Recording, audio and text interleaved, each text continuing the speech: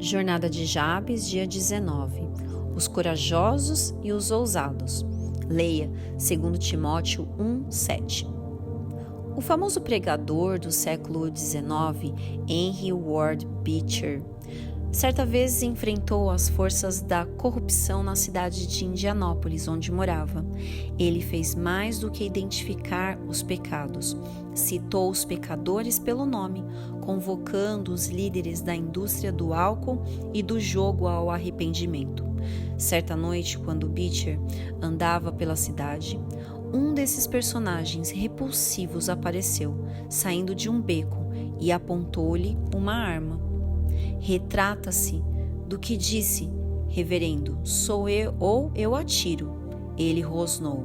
Atire, Beecher disse, e continuou andando. Não creio que você acerte o alvo tão bem quanto acertei. O agressor abaixou a arma.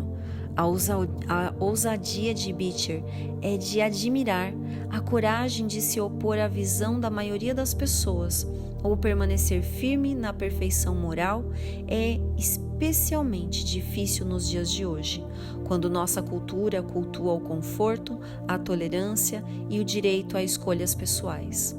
Mas a coragem é chamada de pedra fundamental das virtudes. Quando a perdemos, nós nos tornamos incapazes de qualquer outra virtude. A melhor maneira que conheço de viver com ousadia é viver no poder do Espírito. Ontem sugeri que lesse o livro de Atos para obter um bom quadro de como o poder do Espírito Santo se manifesta por meio de nós quando nos dispomos a fazer a obra de Deus. Vemos a palavra ousadia 3 vezes só em Atos.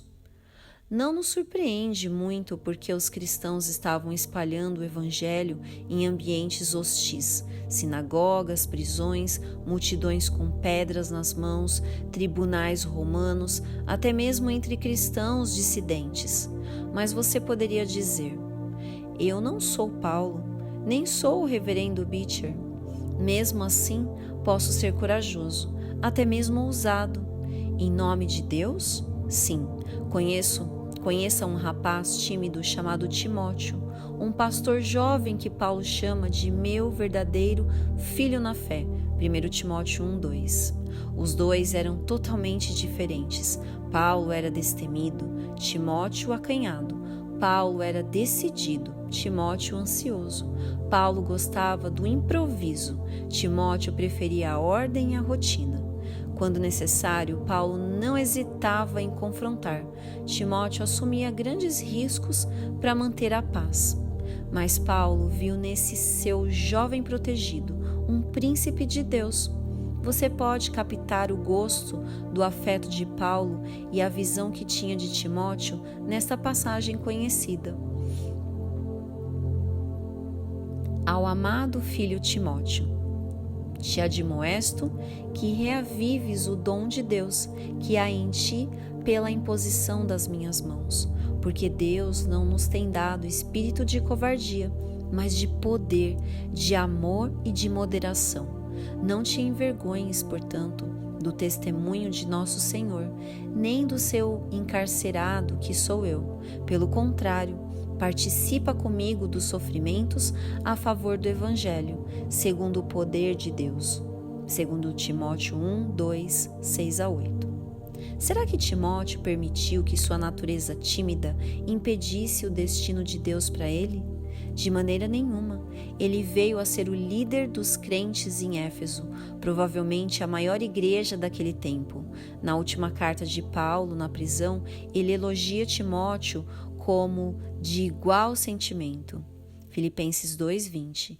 E sinceramente o aprecia, e conhecereis o seu caráter provado, pois serviu ao Evangelho junto comigo, como filho ao Pai.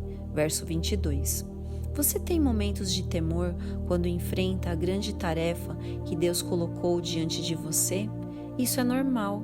Tenha certeza de que no momento certo, Deus lhe dará as palavras certas para dizer e a ousadia para dizê-las que você nunca pensou ser possível. Meu diário de Jabes.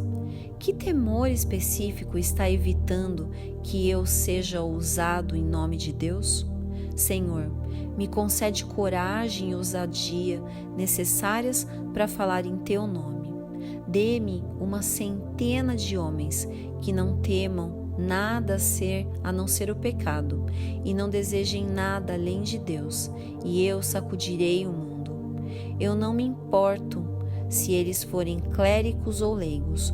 Homens assim derrotarão o reino de Satanás e edificarão o reino de Deus na terra. Quando eles estão orando, tremeu o lugar onde estavam reunidos. Todos ficaram cheios do Espírito Santo e com intrepidez anunciavam a palavra de Deus. Atos 4:31.